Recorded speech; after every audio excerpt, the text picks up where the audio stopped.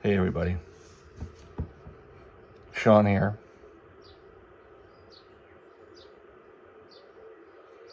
I don't know if I should be doing this video or not, but I really feel like I need to do something and talk about it. Get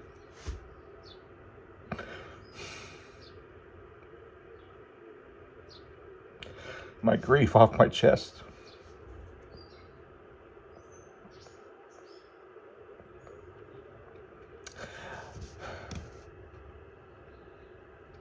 A long time ago, I was in a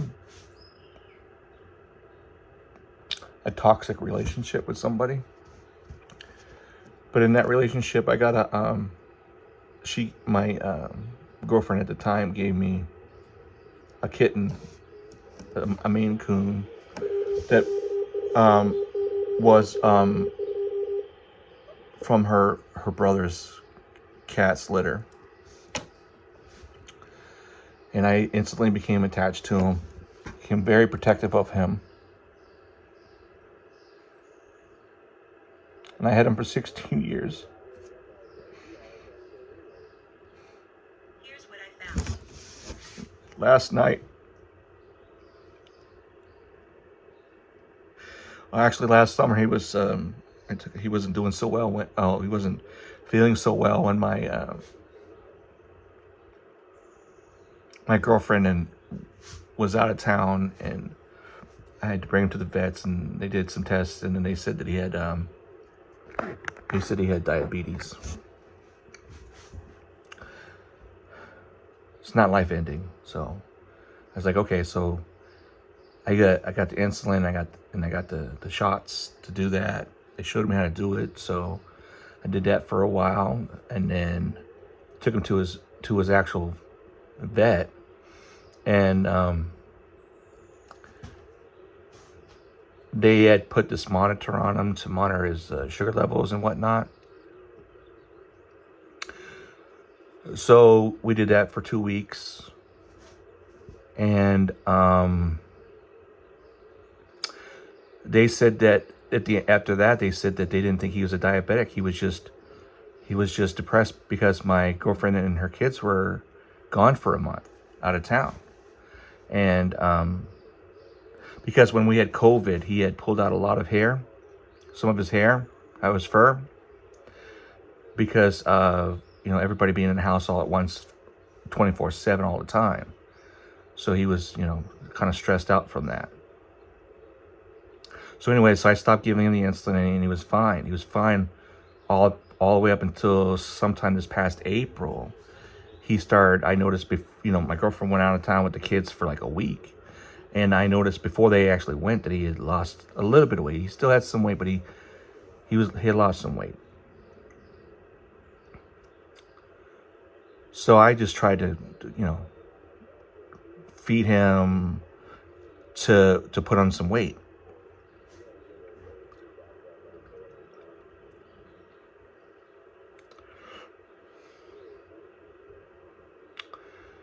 Really didn't do much work, but he would eat, and he would use the box all the time. But he mostly stayed downstairs. He didn't really come upstairs as much. He would come upstairs, and if I'm laying upstairs watching television, he would come and hang out with me and watch TV for a little while. Then he would leave and go back downstairs. And and then I would want to sleep in the morning, but I couldn't because I got other cats. I got 3 cats that were in my house at the time, and a dog. And I would get up and feed the cats, give the cats their wet food. So my cat Beau, he was a Maine Coon cat. He would come up, and he would sit there, on me on the bed, and he'd sit there and he would tap me, try to wake me up to say, hey, come down and feed me.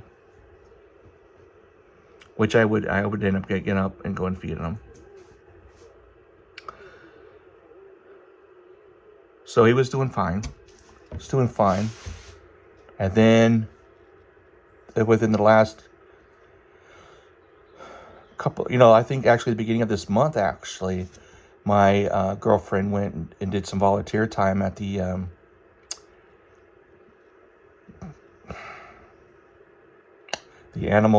cat sanctuary in our next town over from us, and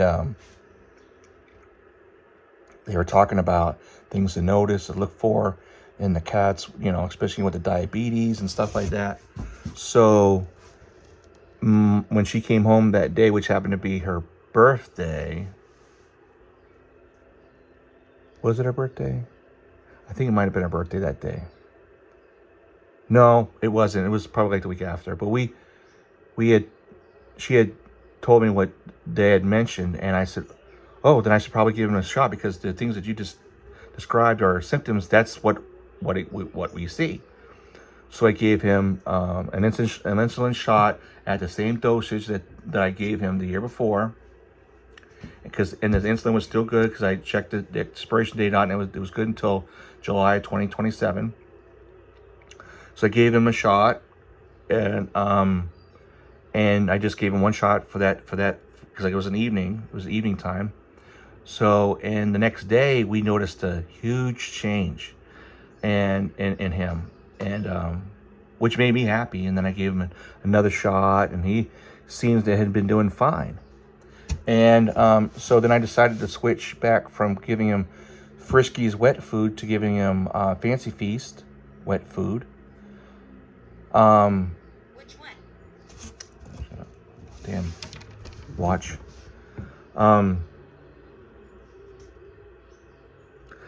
Anybody that watches this video, I just want to say thank you for taking the time to sit down and listen to me vent, try to heal my heart. I just need to talk. I have nobody to talk to, because my immediate family, my girlfriend's not here, and the kids aren't here. They're on a cruise. They left yesterday, the same day I had to put my buddy down last night. But anyways, so the shots were, and I was happy the shots were doing fine, but I decided that I thought that, maybe his, if I stopped giving him the shot for at least a day, that maybe he would feel a little bit better, because I really didn't know, because I didn't go to the vets to work out a plan. So to be honest with you, and I feel responsible. I feel if I had took action sooner, that the possibility is that he could still be here today.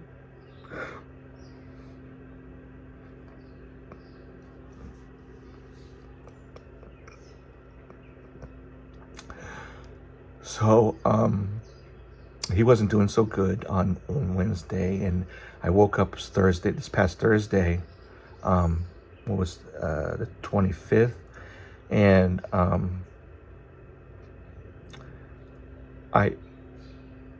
he wasn't really that great, and I was prepared to put him down this past Thursday. But when I was there, and he was, alert and whatnot, and he would react to my voice and stuff like that, and the vet said that, his kidneys weren't affected yet, or had a problem with his kidneys, and he wasn't suffering at the time, and that, his sugar levels was really high, like 560.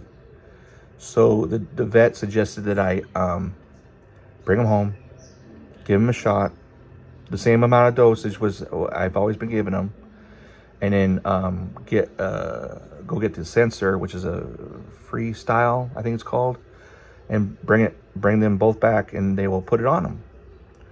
So I did, and then I came back home. I stayed up all night keeping an eye on him, kept an eye on the monitoring his levels. They were really, really high for like hours, and they started to come down gradually, in the early mornings yesterday. So, they were still coming down. He was almost in the green, and I decided to give him another shot. So I gave him a shot at 8 o'clock yesterday morning, and then I and I spent the rest of the day checking his levels.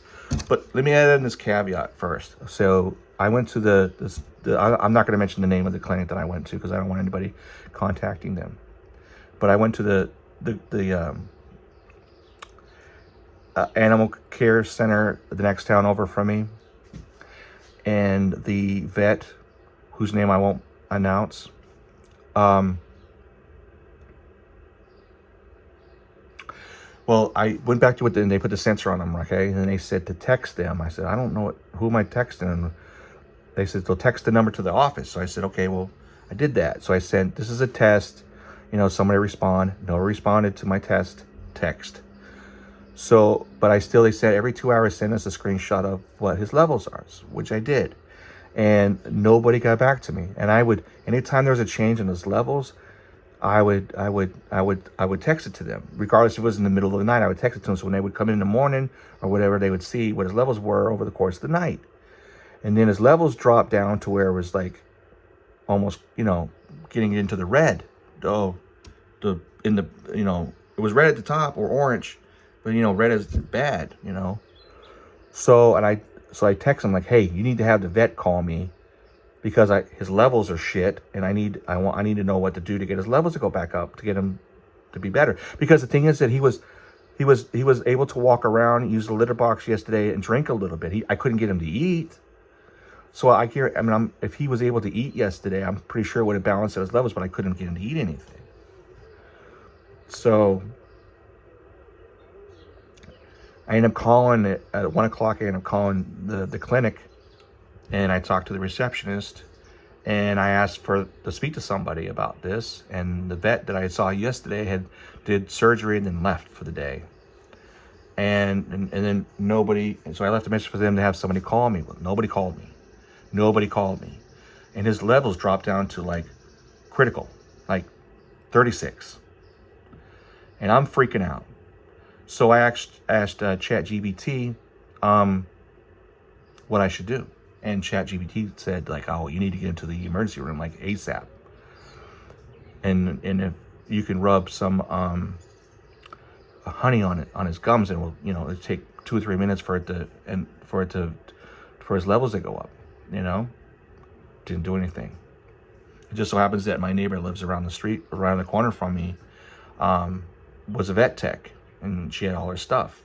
So she came, I messaged her on Facebook Messenger, and she came over, brought her stuff, took his, listened to his heart and everything like that. She says the heart's, going a little fast. He was breathing still and everything like that. But he would be in and out, he'd be in and out. So she said that she was honest with me, which is, I respect that. And that's what I wanted. I wanted the God's honest truth, not what I want to hear. So she said that she goes, she should bring him to the ER. But she says, I don't believe they're going to be able to bring him back.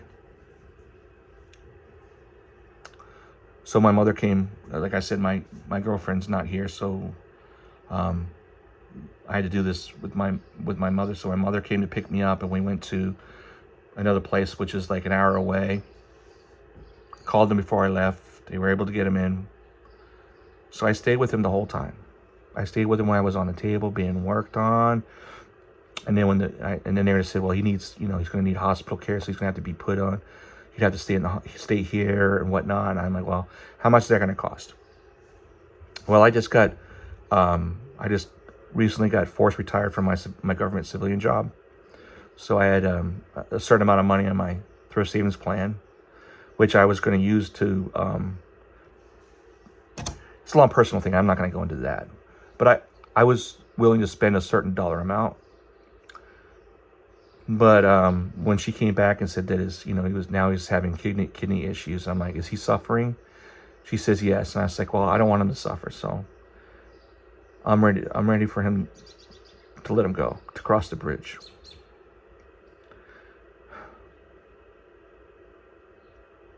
I felt selfish if I had put him in the hospital and paid that amount of money for just to prolong him for a few days. I think it would be selfish for me to do that. I think it would be selfish to him. No, selfish for me to do it for me. You know, put him through that just for me. Well, I told the vet, I told him before we went in the room, the private room, I says, I want to hold him. I want to hold him when you give him the 2 shots. He said, we totally understand, and you can do that. So I did. So I'm holding it before they even came in to administer the first shot to make him relaxed. He was purring. I talked to him.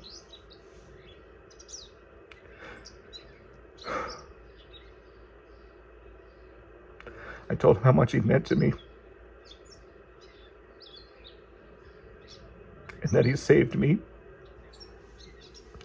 Now, when I say he saved me, I want everybody to understand my my meaning and my theory and I want everybody to understand where I'm coming from when I say that. As I stated in the beginning of this video, I was in a toxic relationship, and the person who gave me Beau was the person I was in a toxic relationship with. And before I got Beau, our relationship was so bad that I tried to harm myself at least twice. Unsuccessfully, of course, or I wouldn't be doing this video. Well, once I got him, I had meaning and purpose. I had another life that I was responsible for, and he brought me so much joy.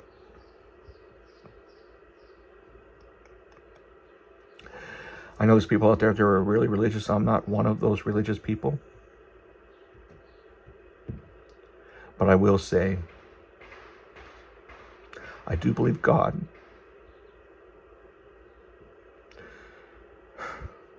put Beau on this earth to be my guardian angel. And he did a good job, because I'm still here and we're talking. Now I have a hole in my heart that's never going to be filled. I don't want it to be filled. I don't. I have 2 other cats and a dog in the house. I mean, I just literally had to put down one of my dogs 6 months ago. I'm having a really shitty year.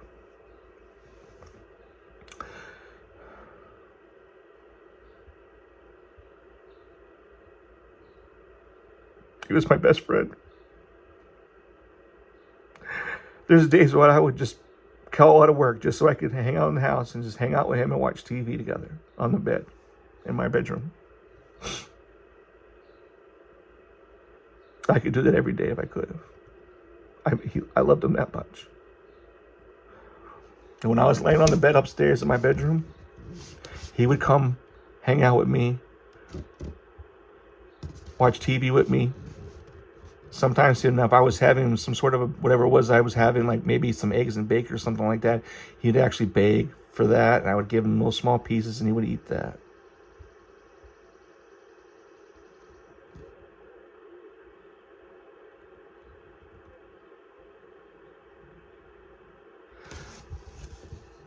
I honestly don't know what to do. I mean, I'm so lost right now, emotionally lost.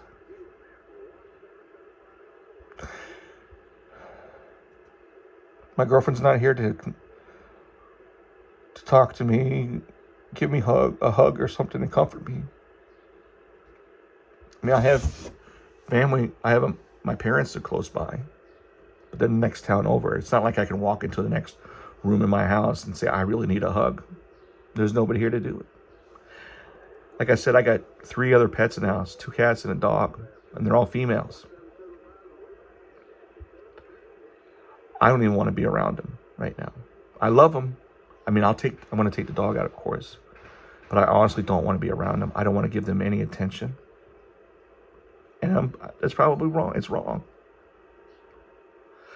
And when they want to be friendly to me, I'm sure it's their way of trying to help me. But right now I don't want it. I want Beau back. It's not going to happen. But like I was saying, so when she administered those 2 shots, I was holding on to him. was giving him kisses. Tell him how much I loved him, how much everybody loved him, how he was the king of the house. He was the coolest cat ever. And then he saved me. And I said, I love you. I gave him a kiss and I said, bye.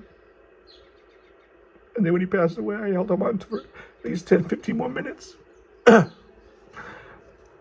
one of the tech techs come in and she was very, very compassionate.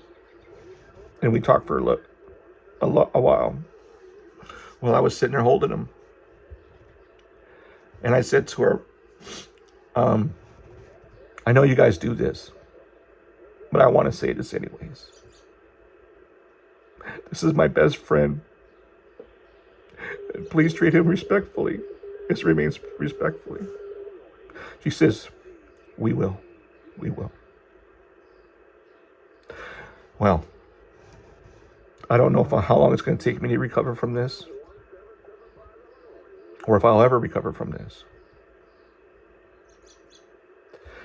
I mean, I have a nice house. I live by a lake, and I don't want to fucking be here in this house. I don't want to be here. Yeah. One of the things that brings me comfort is knowing that when I pass away. Oh, before I get to that part, I mean, everybody no. I mean, I didn't say this, but I always have my pets cremated. So Beau's being cremated, and then he's gonna be. I'll have him. Hopefully, I should have him back by next week, sometime next week. And I had this nice clear plastic shelf in my bedroom that I just mounted today to put his ashes on when he comes home. So right now on there I have his collar. So I got these things. I asked for his collar, obviously, and I asked for some of his fur. So they put the fur in a little bottle, and they put his collar and the little bottle of fur into a Ziploc bag and gave it to me. So I'm obviously not going to open that bag. So right now I got that sitting on that shelf in my bedroom right now.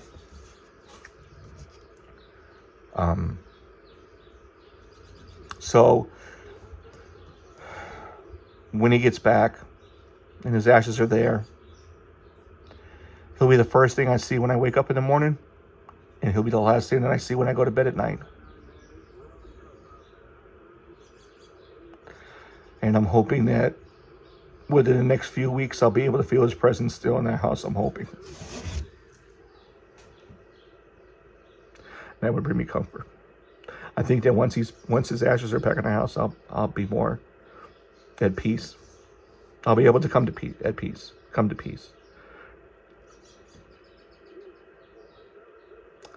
This is the hardest thing that I've been dreading. I was dreading that day, yesterday. For 16 years, I've been dreading that day since I got him on the day that I would have to put him down. I loved him so much that anytime I had to go out of town TDY for the government, because I was in the Army, and I'm also an Army civilian at the time too. So I was dual status. And then I would always call home and, check in on, hey, how's, with my parents, because I was living with my parents at the time, or my parents would come to my house and, hang out here and take care of him, feed him and whatnot. So they would always say, he's doing good, he misses you, and I missed him, and I couldn't wait to get home. So he used to wait for me by the door, when it was just him and he and I. And I'm probably going to post some still pictures at the end of this video of some of my favorite pictures of Beau. My girlfriend took this picture of Beau.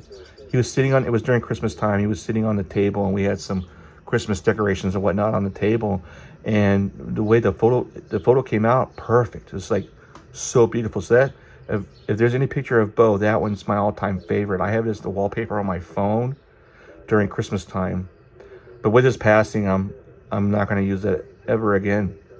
Well, I probably say that now because of how I feel now, but I really would rather not. You know, it's not like I want to forget him. It's like right now I'm at the point where I can't even look at pictures of him because it's going to make me cry. I mean, I literally have a neighbor that I just met, and she was looking at my dog, my dog. I only have one now. And she's saying she's so cute, how cute she was, and she was saying how she had to put her two dogs down, and I said, yeah, I know. I literally just had to put down my best buddy last night, and she got upset. She gave me a hug, and I never met this person before, and we talked for like at least an hour. It seemed like at least 40 minutes to half an hour. Had it half an hour to 40 minutes. And then the funny thing is to find out that she actually went to high school with my ex-wife.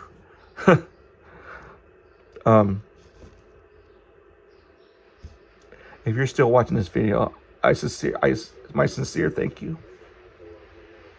It's not easy for somebody to sit down and pour their heart out and be emotional and cry.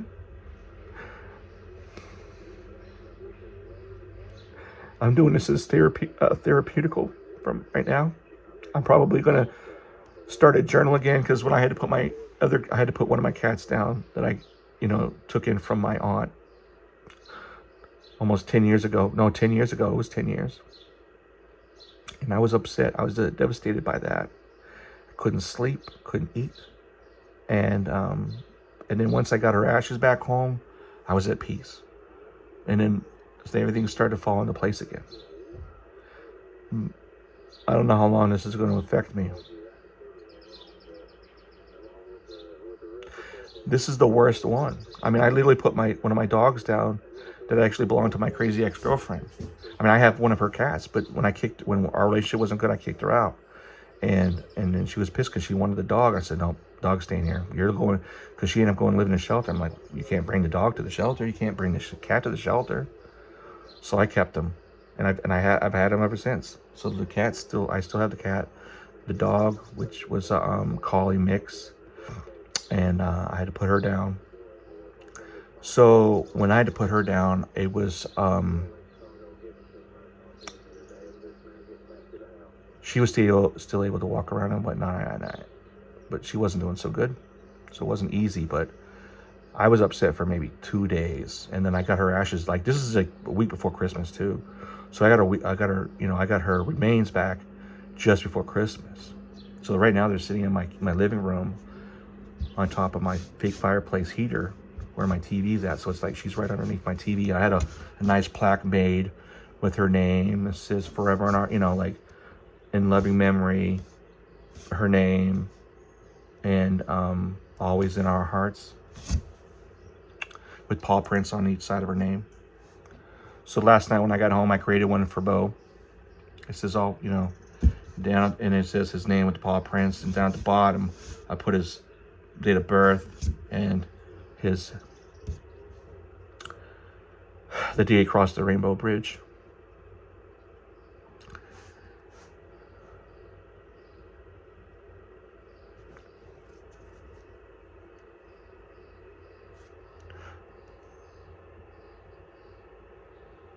I'm just really upset. I really wish my girlfriend and her kids were here for support. I don't have anybody here right now that's here, physically here, right here, that could comfort me.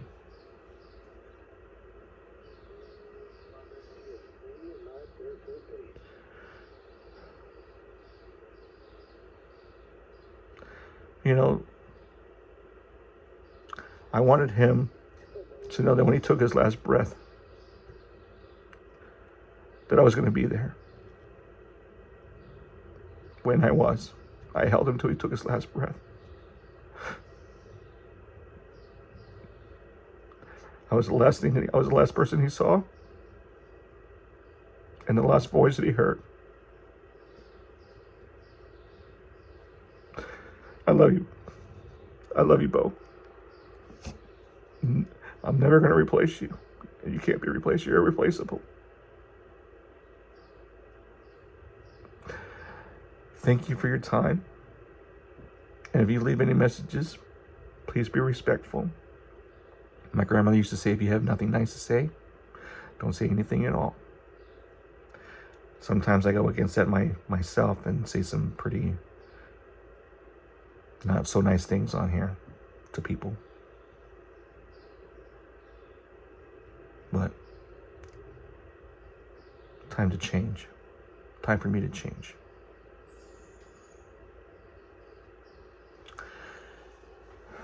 I think I'm going to start believing. I'm going to start a little bit more praying. I'm not telling this stuff to, hey, you should do this or you should do that. I'm not that kind of person. I'm going to choose to do that myself, for myself. I don't expect anybody else to follow in my footsteps or my path.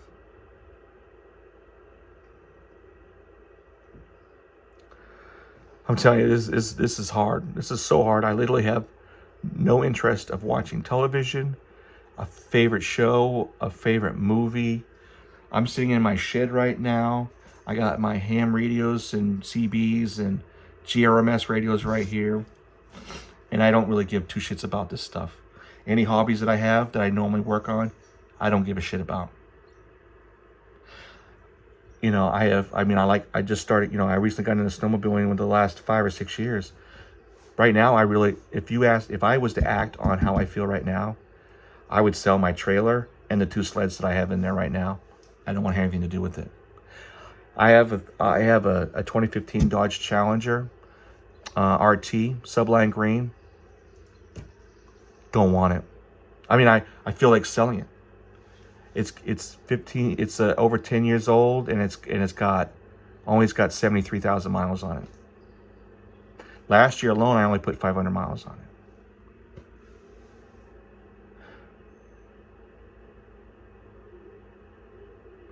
Like I said, I lost my job. I'm saying all this stuff because of how it is.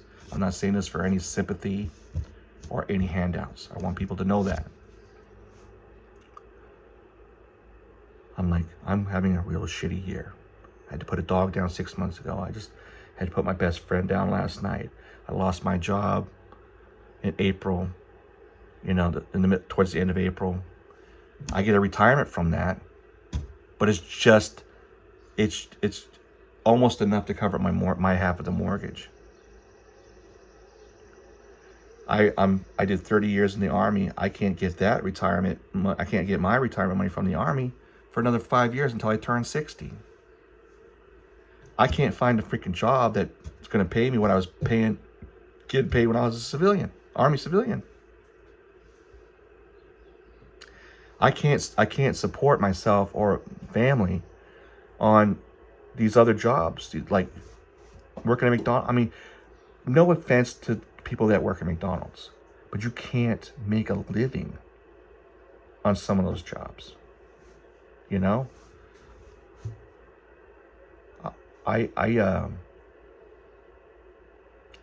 So like I said earlier, I got a certain dollar amount from my TSP, my thrift savings account. And before I brought Beau to the emergency room last night, I transferred over at least $1K over to my, account. And it took pretty much almost that whole amount expense last night. I don't really give a shit about that dollar amount. To be honest with you, I don't even like thinking about that. All I think about is how I had lost my best friend. Nobody's going to be able to replace him.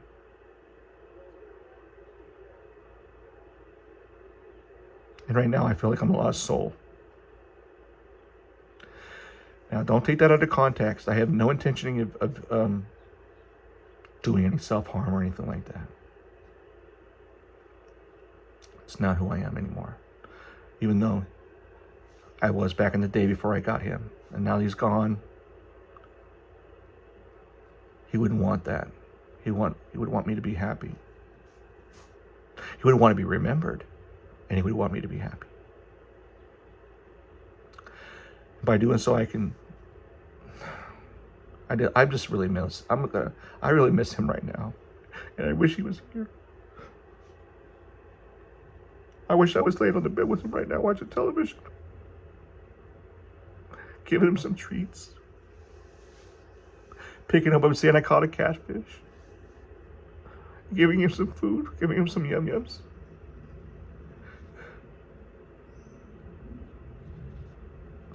I'm sorry this video is taking longer than I expected. And I just keep going on and on and on. But I need to... I just need to get some stuff off my chest. And I thank anybody that's still watching this video. I still thank you. I'm not asking anybody to click like or subscribe. It would be nice, but that's not what I'm here for. I'm just here to do a video that, whether or not I post it on YouTube or not, I had to do this for myself.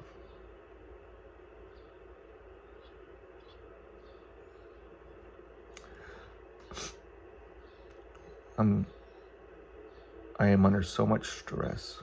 I haven't slept in 3 days. I'm probably going to collapse within the next day or two from exhaustion alone. I haven't eaten anything today. I have zero interest of eating anything. I had to force myself to I drank some water. I finished up a bottle of water and had a carbonated beverage. But that's it. And I feel very parched right now.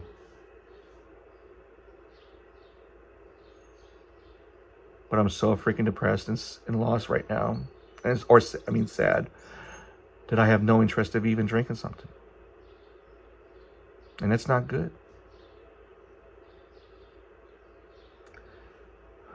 Most of our body is built up of water.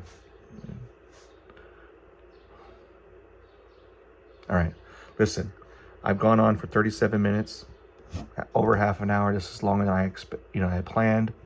I'm sorry. On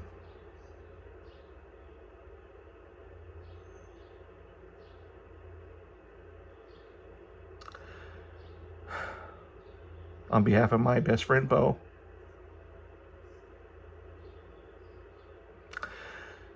I send out peace. Let me rephrase that. I wish everybody peace and happiness on Beau's behalf. Thank you for your time. And I hope you're able to enjoy the rest of your day. Thank you. Bye. I'm back. I forgot to put something in my video. So this is like a caveat or anyways, I forgot to mention that one of my dreams was to retire, which I am now. I mean, actually, I'm retired. I mean, I don't really have that much money coming in right now, but be retired and have some property in Vermont. I'm in Massachusetts, so if I wanted some property in Vermont and I wanted to have a log cabin built there, and I have always visioned of living in a log cabin, obviously with, whoever I'm in a relationship, whether it's like a girlfriend or a marriage or married with kids and whatnot. And living in this cabin and having my buddy Beau, falling asleep in my lap as we're sitting in a recliner or a rocking chair watching television or by a fire reading a book or something. Physically, that's not going to happen. For that part won't happen, but I know Beau will always be with me wherever I go. And his ashes will be with me wherever, wherever I move to, or, he's always going to be with me in that sense of form, in the physical spirit. Physical way, I'm sitting here worried about how some of the things I said in the beginning video, I don't want people to think that I'm going to hurt myself or something like that because of this. You know, I'm depressed. Yeah, I'm sad. I'm depressed. And like I stated, that I'm not going to hurt myself. I'm not. Beau wouldn't want that anyways. He would want me to be happy. I want you to be happy. You. 73.